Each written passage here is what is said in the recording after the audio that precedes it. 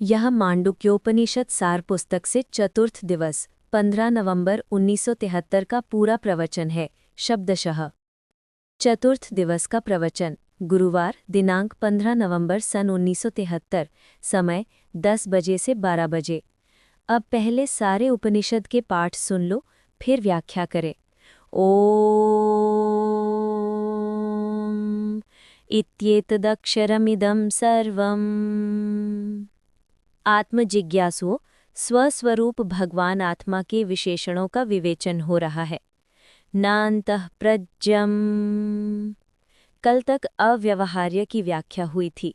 अब आज अलक्षणम में जो भगवान आत्मा हूँ, अलक्षण कहते हैं जिसका कोई लक्षण न हो। क्या कहा जाए जिसका कोई लक्षण न हो? न मैं आत्मा सत हूँ न असत हूँ, न जड़ हूँ न चेतन हूँ, न आनंद रूप हूँ न दुख रूप हूँ, न व्यापक हूँ न परिच्छिन्न हूँ, न पूर्ण हूँ न अपूर्ण हूँ। मुझ आत्मा का कोई लक्षण है ही नहीं, क्योंकि मैं अलक्षण हूँ। मैं आत्मा जैसा हूँ वैसा ही हूँ। यदि कोई कहे मैं ऐसा हूँ, ये भी एक लक्षण है। मैं अनिर्वचनीय हूँ, अवांग मनस गोचर हूँ। वाणी मुझ आत्मा का कथन नहीं कर सकती। यदि मैं ऐसा कहे तो ये भी तो एक लक्षण है। मैं मन वाणी का विषय नहीं हूँ, ये भी एक लक्षण है। क्या ये कहा जा सकता है कि मैं क्या हूँ और कैसा हूँ? इसलिए किसी चीज़ का विरोध न करना ही मुझ आत्मा का लक्षण है। यदि विरोध करते हो कि मैं ये हूँ और ये नहीं हूँ, ये लक्षण है, तो विरोध ही करो। जो मर्जी आए कहो, क्योंकि मैं अलक्षण हूँ। और ये अलक्षण विशेषण जो है, इसकी अनुवृत्ति कहाँ से आती है? ओम इत्येतदक्षरम इदं सर्वम। मैं सर्व हूँ, मुझ आत्मा से भिन्न कुछ है ही नहीं। तो भैया, जब मैं सर्व हूँ तो जिसका जो लक्षण है वो लक्षण मेरा ही तो है। ऐसा तो है ही नहीं कि ये लक्षण मुझ आत्मा का है, ऐसा तो कहा जा सकता नहीं। तो अलक्षण की यही प्रभुता है, अलक्षण की यही अनुभूति है कि जैसा मैं हूँ वैसा ही है। नासन्न सन्न सदसन्महन्नाणुः स्त्रीपुमान्वनपुंसकमेकबीजम् यैर्ब्रह्म तत्समनुपासितमेकचित्ताः धन्याः विरेजुरितरे भवपाशबद्धाः। न मैं सत हूँ न मैं असत हूँ, न मैं सत असत हूँ, न महान हूँ न अणु सूक्ष्म हूँ, न मैं स्त्री हूँ न पुरुष हूँ, न नपुंसक हूँ। नासन्न सन्न भवपाशबद्धाः। ऐसा जो सनातन ब्रह्म आत्मा है, इसकी जो आराधना करते हैं वही धन्य है। और ब्रह्मपासना आत्मोपासना से जो रहित हैं, वे भवपाश में बंधे हुए हैं। इस गरज से मुझ आत्मा का कोई लक्षण नहीं है। अब प्रश्न होता है कि जब मैं आत्मा अलक्षण हूँ, लक्षणहीन हूँ, कोई लक्षण नहीं है, तो मुझ अधिष्ठान अलक्षण आत्मा में अध्यस्त जो प्रपंच है, क्या इसका कोई लक्षण है? मैं अधिष्ठान आत्मा तो अलक्षण हूँ, ठीक है, परंतु मुझ अलक्षण आत्मा में प्रतिभासित माने अध्यस्त जो जगती प्रपंच है, तो फिर ये भी तो अलक्षण ही है। यदि कहो देह लक्षण वाला है, देह सत्य है, तो देह को एक सा रहना चाहिए। यदि कहो असत्य है तो दिखता क्यों है? असत्य तो अभाव रूप होता है। तो फिर कहो सत असत दोनों है, तो ये भी कहते नहीं बनता। देहादिक प्रपंच न सत है न असत है, न सत असत्य है, अलक्षण है, कोई लक्षण ही नहीं, सब अलक्षण है। अब ये जो अलक्षणत्व धर्म है, तो ये अलक्षणत्व धर्म देह प्रपंच का है या मुझ आत्मा का? आत्मा का है। डंडे में जो लंबापना, कालापना या खुरदरापन है, ये तो लकड़ी का ही है ना भैया। और ये भी सुन चुके हो, जो अध्यस्त होता है वो अधिष्ठान के अनुरूप ही होता है। अधिष्ठान से अध्यस्त का भिन्न लक्षण नहीं होता। सोने में जो आभूषण है तो सोना अधिष्ठान है और आभूषण अध्यस्त है।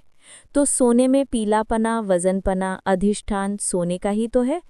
आभूषण तो फर्जी नाम है, तो पीला, वजन और मुलायमपना इसका नाम आभूषण है कि जो आकार प्रकार है उसको आभूषण कहते हैं। मगर आकार प्रकार में भी तो सोना है, सोने को अलग कर लेने पर आकार प्रकार ही कहाँ रहेगा? इसलिए जो लक्षण सोने का वही लक्षण आभूषण का, तो जो लक्षण मुझ आत्मा का वही लक्षण प्रपंच का। यदि मैं लक्षण वाला हूँ तो देहादिक प्रपंच भी लक्षणवान हो। यदि मैं आत्मा अलक्षण हूँ तो प्रपंच भी अलक्षण है, इसका भी कोई लक्षण नहीं है। ये भी अवांग मनस गोचर है, इसका भी कोई लक्षण नहीं है। देखो मन को, मन का क्या लक्षण है? जिस तरह मैं आत्मा निर्वैव हूँ, उसी प्रकार मन का भी तो आकार प्रकार नहीं है कुछ, बुद्धि का आकार प्रकार नहीं, चित्त का आकार प्रकार नहीं। यदि आकार प्रकार इस प्रपंच में दिखता भी है तो बिना मुझ अधिष्ठान आत्मा के आकार प्रकार बनेगा किस में, और आकार प्रकार का विकल्प होगा किस पर? तो गर्ज ये है कि जिस तरह मैं आत्मा अलक्षण हूँ तो उसी तरह देयादिक सारा प्रपंच भी अलक्षण है, इसका भी कोई लक्षण नहीं है क्योंकि मैं ही हूँ।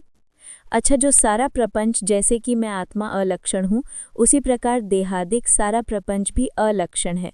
तो यहाँ पर क्या कहोगे, मैं ही हूँ कि मैं हूँ? तो ही तो वहाँ लगाया जाता है जहाँ पर कुछ भिन्न की प्रतीति होती है, तो भिन्नता का अभाव करने के लिए ही लगाया जाता है। अरे लकड़ी ही डंडा है, क्योंकि जब डंडा कहते हो ना, मालूम पड़ता है डंडा और लकड़ी में भेद है।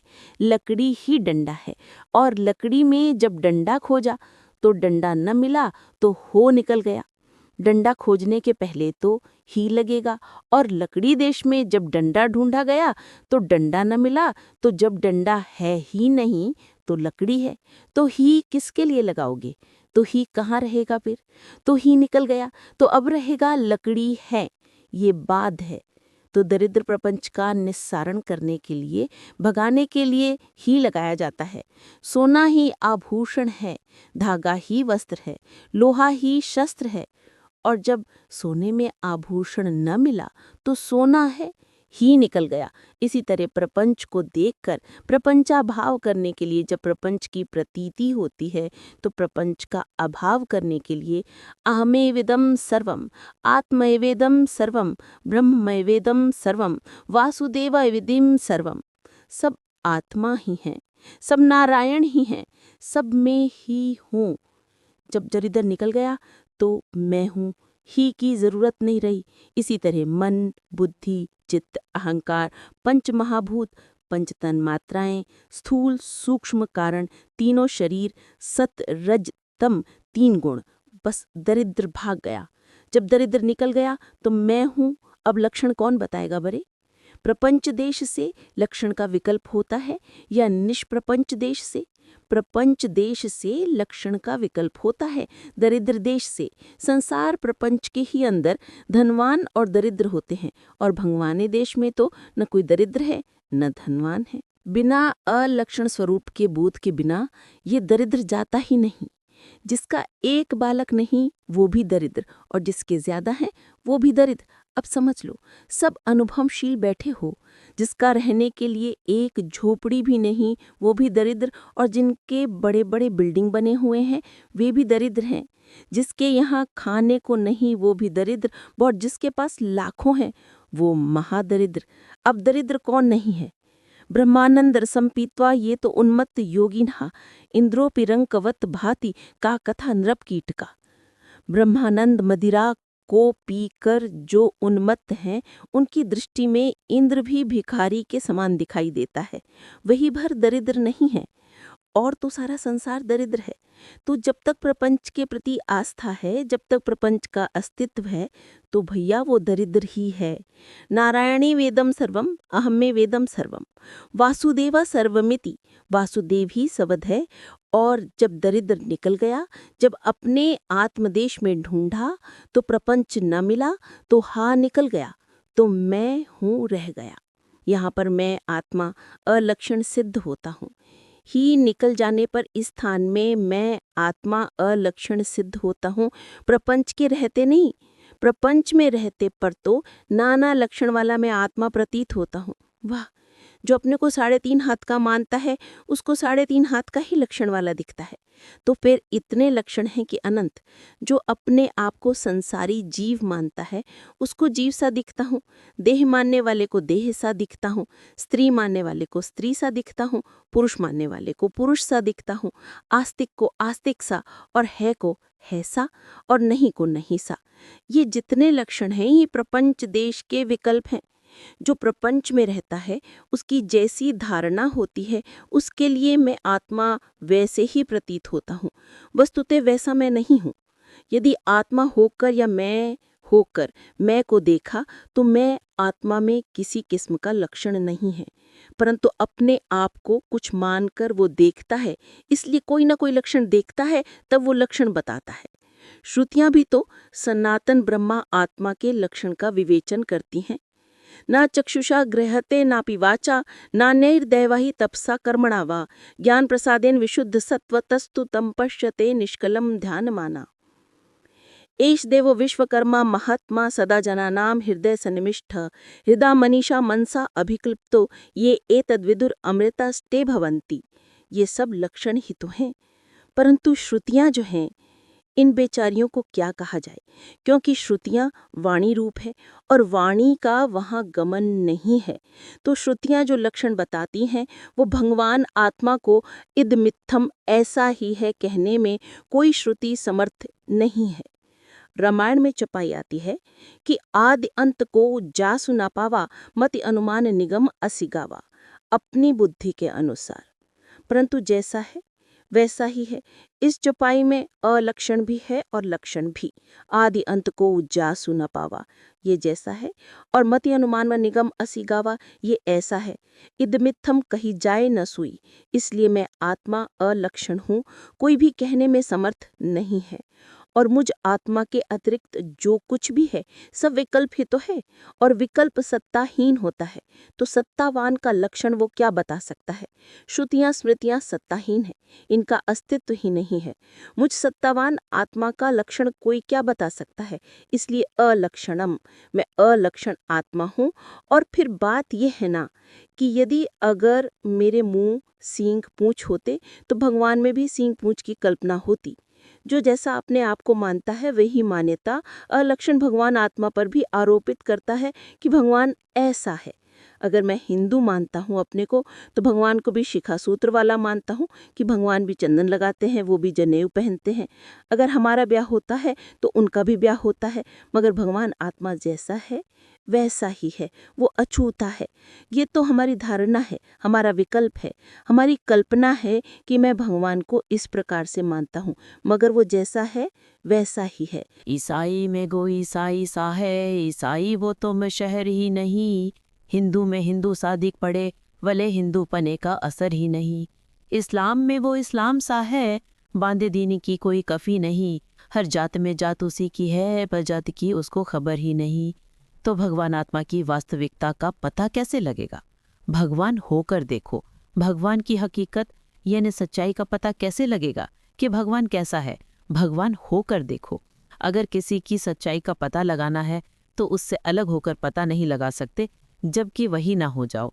हाँ, जो बड़े बड़े शतिया बदमाश होते हैं, अच्छे अच्छे काबिल, तो गवर्नमेंट की तरफ से जो CID डिपार्टमेंट होता है, तो चोर का पता लगाने के लिए उसकी फ़ोटो रखता है अपने साथ में, और साथ में उसकी चोरी करने जाता है, अपने हाथ में हथकड़ी भी पहन लेता है और चोर के साथ जेल भी जाता है। क्योंकि विभाग ही ऐसा है भैया, चोर पकड़ने के लिए चोर बनना पड़ता है, वैसे बाहर से पता नहीं लगा सकता। क्योंकि जो चोर होगा वो चोर ही बताता है कि मैं चोर हूँ, कातिल हूँ। इसी तरह भगवान लक्षण वाला है कि अलक्षण है, भगवान कैसा है इसका पता लगाने के लिए भगवान ही होना पड़ता है। तो फिर भगवान होना क्या है? अरे कुछ ना होना यही भगवान होना है, कुछ भी ना बनना यही भगवान होना है। अपने मैं को कुछ मानकर भगवान कैसा है इसका पता नहीं लग सकता। अपने मैं को कुछ मानकर तुमने अपने आप को कुछ ना माना, मैं का मैं ही जाना, तो मैं को मैं हूँ जानना यहाँ वास्तव में भगवान होना है। और मैं को कुछ मान लेना यही बनना है, इसको बनना कहते हैं। तो दरअसल में आत्मा लक्षणवान हूँ कि अलक्षण हूँ, इसको पता लगाना है, अलक्षण का दर्शन करना है। तो फिर जैसे हो वैसे हो रहो, बनो मत। देखो मुसलमानों के यहाँ शिष्टाचार के रूप में कोई बड़े आदमी के पास जाता है तो कहता है हुजूर मैं तो एक नाचीज़ हूँ। ये उनका शिष्टाचार है, ये खाकसार नाचीज़ है। कितना सुंदर मौके की चीज़ है। मैं तो नाचीज़ हूँ माने मैं कुछ नहीं हूँ। अगर मैं कुछ कहूँ कि मैं फला हूँ यानी अमुक हूँ, इसलिए मैं कोई चीज़ नहीं हूँ, जो हूँ सोई हूँ। कितना सुंदर भाव भरा हुआ है इस शब्द में, हुजूर मैं तो नाचीज़ हूँ। तो भैया नाचीज़ तो भगवान के सिवा दूसरा नहीं। अरे भगवान भी तो नाचीज़ है। कहो कि ऐसा है तो ऐसा नहीं है, तो लक्षण तो चीज़ में होती है, नाचीज़ जो होता है अलक्षण होता है। जैसे अपने आप को माना कि मैं देह हूँ, तो देह का लक्षण तुमको बताना पड़ेगा। यदि जीव कहोगे तो जीव का भी लक्षण है। जीव अल्पज्ञ है, जीव पुण्यात्मा है, पापी है, जीव छोटा होता है और अनेक होता है, परिच्छिन्न होता है, ये सब जीव के लक्षण हैं। अपने मैं को जीव मानो तो जीव का भी लक्षण है, और ब्रह्म मानो तो इसका भी लक्षण है। व्यापक है, अखंड है, सत है, चित है, आनंद है, ये सब ब्रह्म के लक्षण हैं। ये भी एक चीज़ है और चीज न हो तो लक्षण न हो। अरे भाई, ब्रह्म का लक्षण कहते हैं ना, व्यापक है, पूर्ण है, सत है, चित है, आनंद है। तो ब्रह्म हुआ एक चीज, और चीज होने से ब्रह्म का भी लक्षण है। जैसे कोई कहता है मैं पुरुष हूं, तो पुरुष का भी लक्षण है। कोई कहता मैं स्त्री हूं, तो स्त्री का भी लक्षण है। गरज ही है कि अपने को कोई चीज मानोगे तो उस चीज का कोई ना कोई लक्षण जरूर होगा। और जिस वक्त मैं नाचीज हूं, तो नाचीज अलक्षण का पर्यायवाची शब्द है। मैं का मैं ही रह गया, इसलिए श्रुति कहती है अलक्षणम, कोई लक्षण नहीं है।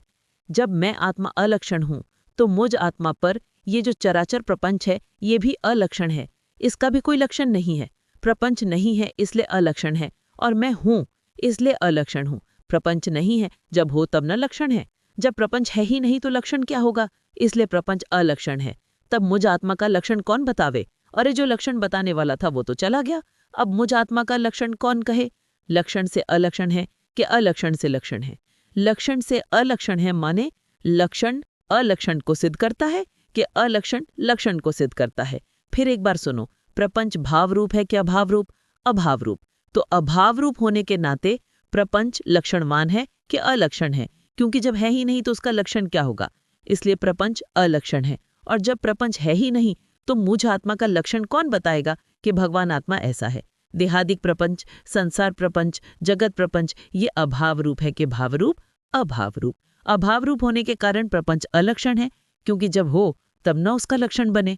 तो जब है ही नहीं तो प्रपंच लक्षण क्या होगा, इसलिए प्रपंच अलक्षण है। और मैं इसलिए अलक्षण हूं कि बताने वाला कोई नहीं, अलक्षणम। मैं भगवान आत्मा अलक्षण हूं। ये सब विलक्षण चीजें हैं भैया। नान्तः प्रज्ञम। प्रपंच में जो अलक्षणत्व धर्म है यह मुझ अधिष्ठान का है कि प्रपंच का? अधिष्ठान का, क्योंकि प्रपंच को अलक्षणत्व धर्म दिया किसने? मैंने दिया, यानी अभाव रूप है ना। वंध्यापुत्रवत शशशिंगवत प्रपंच को जो कहा गया है कि प्रपंच अलक्षण है, तो अलक्षण भी तो नहीं कह सकते, क्योंकि जो है ही नहीं उसको अलक्षण कैसे कहा जा सकता है? अभाव रूप प्रपंच को अलक्षणत्व धर्म मिला कहाँ से? मुझात्मा से, क्योंकि मुझात्मा अधिष्ठान पर ही तो प्रपंच अध्यस्त है। अलक्षणत्व धर्म तो मुझात्मा का ही है। गुरुवार दिनांक 15 नवंबर सन 1973, समय 2 बजे से 4 बजे। नान्तः प्रज्ञम सविज्ञेयः। उस समय अलक्षण का विवेचन हुआ था, अब इस समय अचिंत्य का है। मैं भगवान आत्मा अचिंती हूँ। भैया अचिंती कहते हैं जिसका चिंतन न किया जा सके। अब प्रश्न होता है आत्मचिंतन किसे कहते हैं? जिसका चिंती न होए उसको अचीस्व कहते हैं। तो आत्मचिंती भगवत चिंतन क्यों कहा जाता है और श्रुति कह रही है अचिंत्य है? चीज़ ये है कि एक चिंती तो होता है चित्त से, तो यदि चित्ता करके आत्मा का चिंतन माना जाए तो फिर वो अचिंत्य नहीं, क्योंकि चित्त से जो चिंतन होता है वो चित्त का ही होता है। बिना चित्त से जो चिंतन होता है वो चित्त का चिंतन है।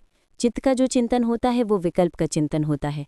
जो वैकल्पिक पदार्थ होता है जिसके आकार प्रकार का विकल्प किया जाता है, चाहे जो भी बीज हो, स्थूल हो अथवा सूक्ष्म हो, जो वैकल्पिक पदार्थ होता है उसका चिंतन चित्त से होता है और उसका संबंध चित्त के निरोध से होता है।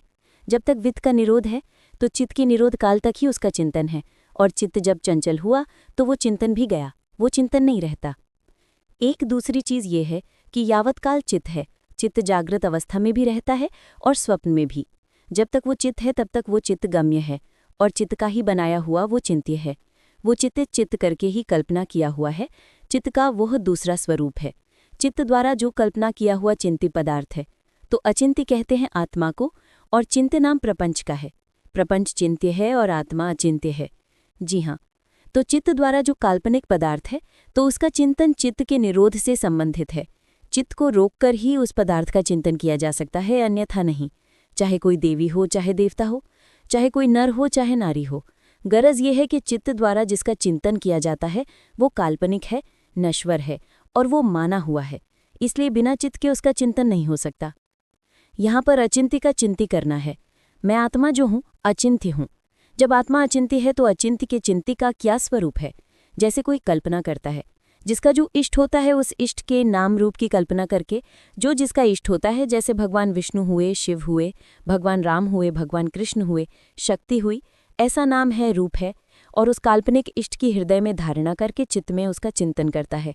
उस आकार प्रकार वाले इष्ट का चित्त ही आधार है, क्योंकि वो चित्त का ही माना हुआ है। तो जब तक चित्त एकाग्र न होगा तब तक हृदय में उस आकार प्रकार वाले इष्ट का चिंती हो नहीं सकता, और यही कारण है कि कोई जब ध्यान करने के लिए बैठता है, अपने इष्ट का और चित्त जब चंचल हो जाता है तो हृदय में बड़ा जबरदस्त ग्लानि होती है।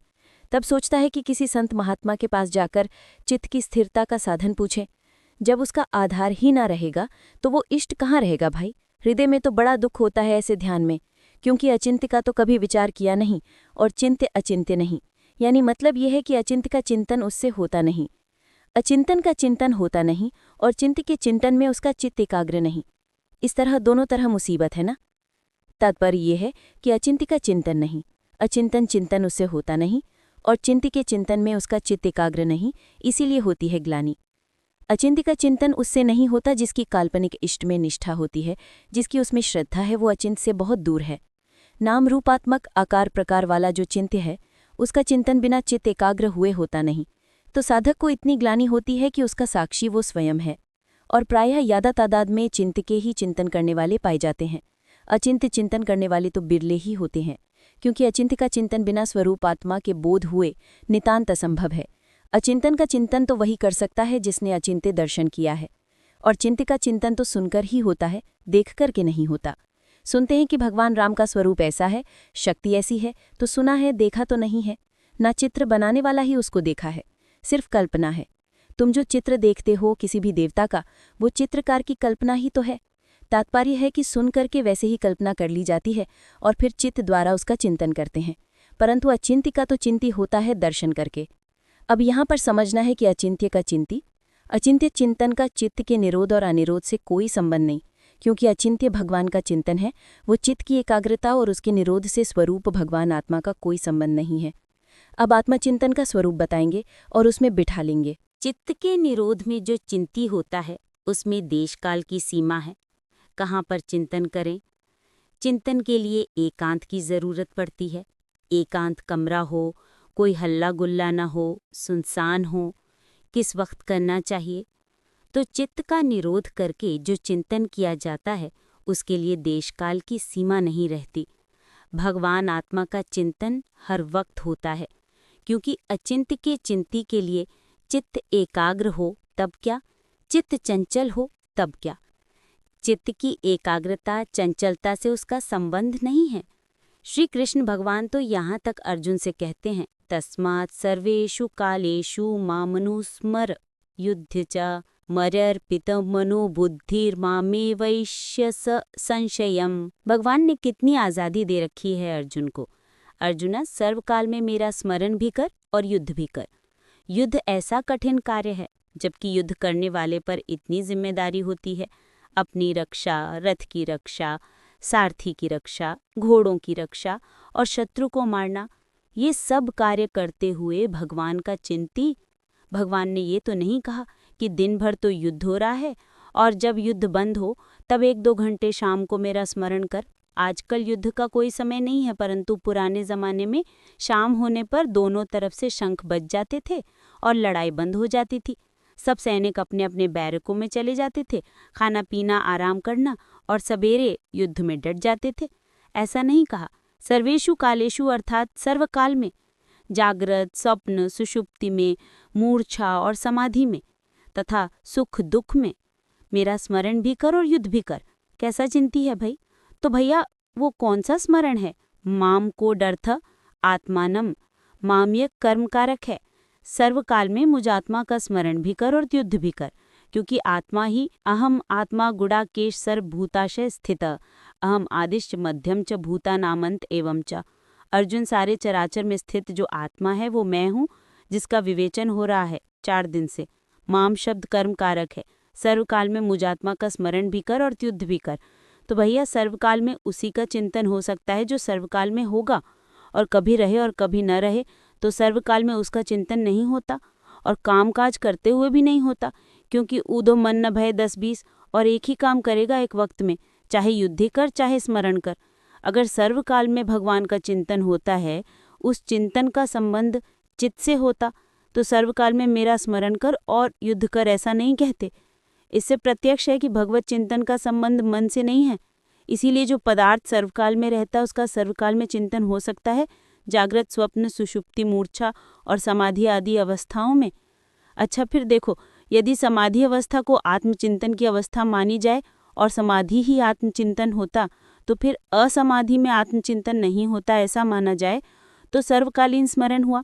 और दूसरी बात तो भगवान ने इसमें कहा है समाधि में युद्ध। समाधि में तो न युद्ध होए, न देखना होए, न सुनना होए, जिसको कि लोग समाधि कहते हैं, क्योंकि मन के निरोध हो जाने पर इंद्रियां भी निरुद्ध हो जाते हैं। तो युद्ध कौन करेगा?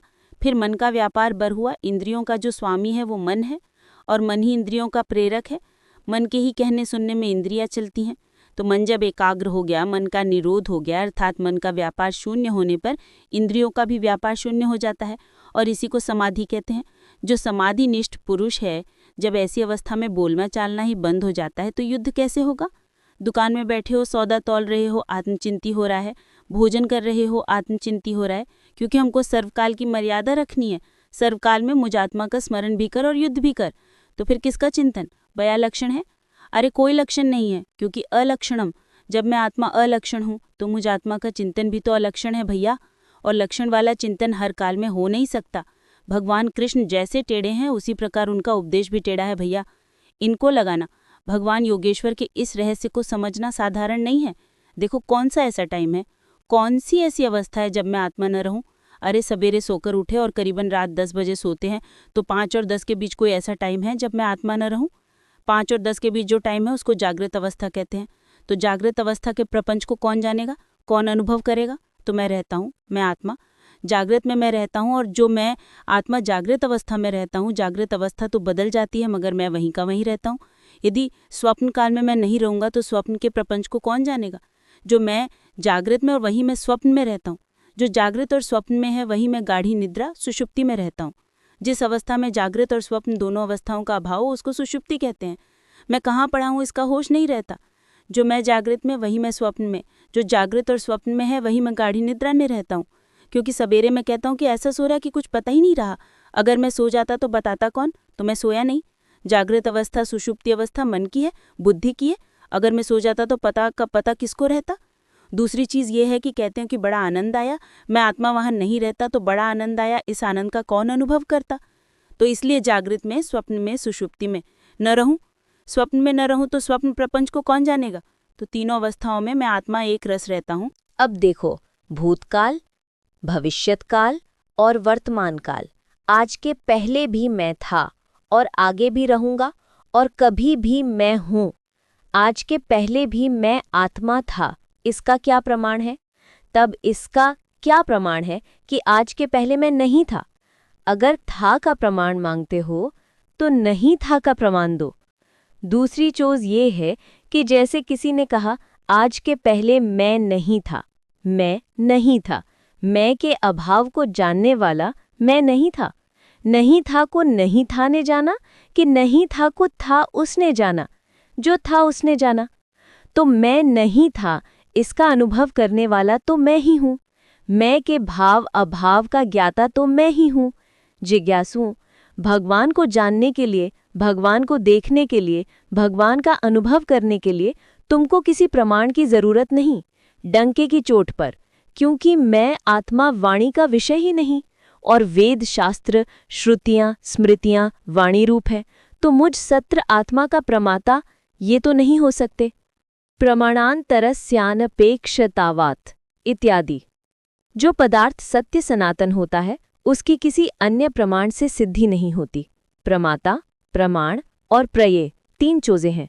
प्रमाता कहते हैं प्रमाण देने वाले को।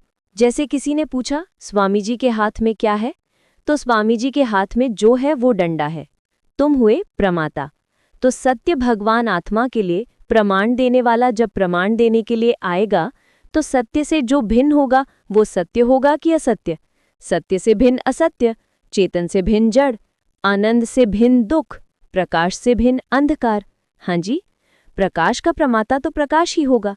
प्रकाश को प्रमाणित करने के लिए किसी और को मानोगे तो प्रकाश से भिन्न होता है अंधकार। अंधकार प्रकाश का प्रमाता तो हो नहीं सकता। सत्य का प्रमाता सत्य ही होता है। तो गरज ये है कि आज से पहले भी मैं था, तो इसका प्रमाता मैं ही हूँ। कर्म और उपासना फिलॉसफी जीव जगत की है, सत्य सबका एक है। अगर कहूँ हिंदुओं का सत्य अलग है, मुसलमानों का सत्य अलग है, तो ऐसा नहीं है। जो सत्य है वो सारे विश्व का एक है और सत्य परमात्मा का विवेचन हो रहा है। हिंदू फिलॉसफी तो पुनर्जन्म को मानती है, मगर इस्लाम धर्म पुनर्जन्म को नहीं मानता। ये उनका स्वयं का सिद्धांत है और सत्य की अनुभूति उन्हें भी करानी है। अगर सामने ये दलील रखते हो तो पुनर्जन्म किसका होता? तो यहाँ पर मजहब आ गया।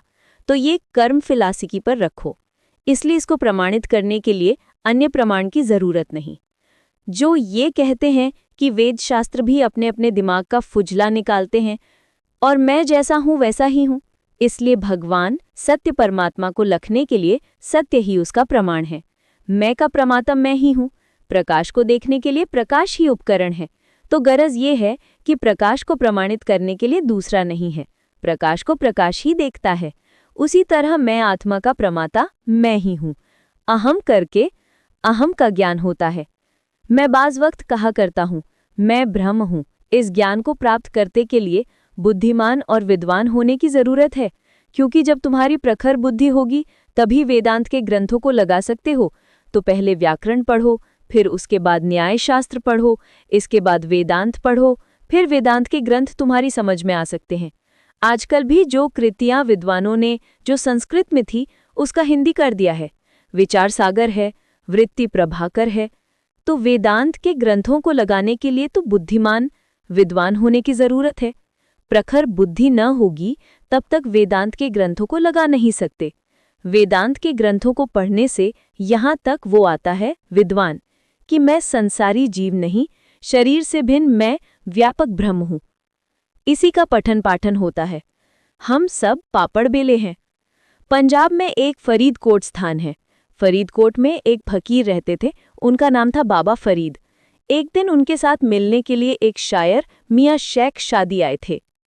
मियाँ शेख शादी उनके बैठक खाने में, जहाँ वे एक पलंग पर बैठे हुए थे, गए और उनके सामने फर्श पर जहाँ बैठने के लिए उन्हें आसन दिया गया था बैठ गए। इसके बाद परस्पर चर्चा होने लगी। अचानक मियाँ शेख शादी की नज़र उनके पलंग के पायों पर, खुरों पर गई तो उन्होंने देखा कि उन पायों के नीचे 4 बड़ी बड़ी मोटी मोटी पुस्तकें दड़ी रखी हुई हैं। ये देख आश्चर्यचकित हो उनने बाबा फरीद से पूछा कि फरीद साहब, पलंग के इन पायों के नीचे आपने ये क्या दबा रखा है? तब बाबा फरीद ने उन्हें उत्तर दिया कि भाई ये हमारे मुसलमानों के 4 मुख्य ग्रंथ हैं, तौरात, ज़बूर, इंजील और कुरान। ये हमें रात रात भर सोने नहीं देते, बड़े शोर मचाते रहते हैं कि ये करो, ये ना करो, ऐसा है वैसा है आदि। इनके विधि निषेध के हो हल्ला के मारे हम चैन से सो भी नहीं पाते थे। इसलिए इन्हें चारपाई के पायों के नीचे दबा रखा है कि चुपचाप शांत दबे पड़े रहो, तुम्हें शोर मचाने की जरूरत नहीं, कुछ मत बोलो। जब तक मुर्शद की मेहर नहीं हुई थी तब तक किताबों ने मुझे कुछ नहीं बताया, और अब जबकि मुर्शद की मेहर हो चुकी है तब इनकी जरूरत नहीं। तात्पर्य ये है कि वेद शास्त्र वाणी रूप ही हैं और भगवान आत्मा वाणी से परे है। तब इनकी जब वहां तक पहुंच ही नहीं है, तब ऐसी स्थिति में इनका ये शोर शराबा वहां पहुंचे हुए मोकामी जनों के लिए व्यर्थ ही तो है। वे उनका कब सुनने वाले हैं? हाँ, वेद जो है व्यर्थ नहीं है, मगर जिनकी बुद्धि में तर्क है वे इसका पठन पाठन करते हैं, और आखिरी इन शास्त्रों के पढ़ने का यही रिजल्ट होता है कि मैं संसारी जीव नहीं हूँ, व्यापक ब्रह्म हूँ। और यहीं तक वेद शास्त्रों की मर्यादा है। और जहाँ पर जब मैं आत्मा को देखने और अनुभव करने का मौका आता है तो ये सब किनारा काट जाते हैं। भगवान को जानने के लिए विद्वत्ता और मूर्खता से इसका कोई संबंध नहीं है। अरे यार, मैं हूँ, इसको कौन नहीं जानता? जो बड़े से बड़ा विद्वान है वो भी मैं हूँ कहता है, और जो निरक्षर भट्टाचार्य है वो भी मैं हूँ कहता है। इसलिए उसको जानने के लिए विद्वान होना कोई आवश्यक नहीं है। जानना तो इतना ही है, चाहे जिंदगी भर पढ़ो, खोदने को पहाड़ और निकलने को चूहिया। इसको जानने के लिए अन्य कोई साधन नहीं है। मैं को जानने के लिए मैं ही साधन हूँ। मैं ही मैं का प्रमाता हूँ, जिसका प्रमाण संसार में कोई ना दे सके, तो मैं भगवान के सिवाय कौन होगा? भगवान सबका प्रमाता है। भगवान सत्य सनातन है और अनंत है। जन्मों से इसी परम तत्व को जानने के लिए जो कुछ भी लोग किए हैं, आज भी जो कुछ कर रहे हैं, आगे जो कुछ करेंगे, हर एक की मंजिल मकसून यही है, जिसका कि अनुभव कराया जा रहा है। गजल। तो भैया गरज ये है कि अनंत काल से एक ही मंजिल की तरफ सबका बहाव है, यानी सभी जा रहे हैं। कोई आज पहुंचा, कोई कल पहुंचा, मगर सबकी जो आखिरी मंजिल है वो यही है कि मैं हूं आत्मा। इसे ही देखना है, इसका ही अनुभव करना है और इसका ही चिंतन करना है। तो भगवान के इस मंत्र की व्याख्या की जा रही है अचिंत्य पर। तस्मात् सर्वेषु कालेषु मामनुस्मर युद्ध च। सर्वकाल में मुझ आत्मा का स्मरण भी कर और युद्ध भी कर। सर्वकाल में मुझ आत्मा के सिवाय दूसरा नहीं। अब यहाँ पर एक प्रश्न होता है, जब अस्पताल में ऑपरेशन होता है और अस्पताल से डॉक्टर लोग जब उसको छुटकारा दे देते हैं तो कहते हैं आपका ऑपरेशन बड़ा सीरियस था। तो कहता है भैया हम तो मौत के मुंह से निकले हैं, 3 घंटे तक मैं बेहोश रहा। क्यों जी, मैं बेहोश हो जाता तो 3 घंटे की बेहोशी का अनुप्रव कौन करता? मैं बेहोश नहीं हुआ, मैं तो होश को भी जानता हूँ और बेहोश को भी जानता हूँ। उस वक्त बेहोशी को इसलिए नहीं बता सकता क्योंकि उस वक्त बेहोशी को बताने का उपकरण नहीं रहता, मगर मैं ज्यों का त्यों रहता हूँ। मुझ आत्मा में किसी किस्म का परिवर्तन नहीं होता। जागृत में, स्वप्न में, सुषुप्ति में, भूत में, भविष्यत में और वर्तमान तीनों काल में, हर अवस्था और हर हालत में मैं आत्मा ज्यों का त्यों रहता हूँ। इसीलिए तस्मात् सर्वेषु कालेषु युद्ध च। अब चिंतन प्रकरण आया अचिंत्य का। आत्मचिंतन का क्या स्वरूप है, जबकि श्रुति कह रही है अचिंत्यम? तो फिर आत्मचिंतन का क्या स्वरूप है? ये तो निर्विवाद सिद्धांत है कि सर्वकाल में मैं ही रहता हूँ। तो फिर चिंतन किसको कहते हैं? मुझ आत्मा के चिंतन का संबंध चित्त से तो है नहीं। ना आंख के बंद करने से है, ना आंख के खोलने से है, ना किसी अवस्था से है, ना किसी अचिंतक काल से है, ना किसी देश से है। अब इसका कि चिंतन का यही स्वरूप है, किसी भी प्रकार का चिंतन न हो। ठीक, मैं आत्मा हूँ, इसका भी चिंतन न हो। मैं आत्मा हूँ, ये चिंतन भी चित्त का ही है, चित्त से ही संबंधित है। अब यहाँ पर एक चीज और बताना है, जो श्लोक में अगला शब्द है युद्ध चा। खाली चिंतन हो रहता तो कोई बात न थी। मतलब ये है कि सब काम होते हुए भी मुझ आत्मा का स्मरण कर, कथा सुनते हुए भी मुझ आत्मा का चिंतन कर। इसी मांडुक्य उपनिषद में कारिका आती है, यदा न लीयते चित्तम न च विक्षिप्यते पुनः निंगन्मनाभासम निष्पन्नम ब्रह्म तत्सदा। भगवान आचार्य कहते हैं, मानो जिस वक्त चित्त का लय न हो और चित्त विक्षिप्त न हो, तो लय और विक्षेप से रहित जो अवस्था है वही ब्राह्मी ही अवस्था है, वही अचल पद है और वही भगवान आत्मा मैं हूँ। चित्त के लय का क्या स्वरूप है और चित्त की विक्षिप्तता का क्या स्वरूप है?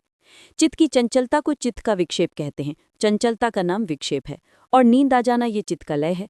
अभी इस वक्त चित्त के लय में सुन रहे हो या चित्त की विक्षेप में, या लय विक्षेप दोनों से रहित अवस्था में? क्योंकि यदि चित्त लय हो जाएगा तो झोंके लेने लगोगे और विक्षिप्त हो जाएगा तब भी नहीं सुन सकते। और लय विक्षेप से रहित अवस्था ही ब्राह्मी अवस्था है।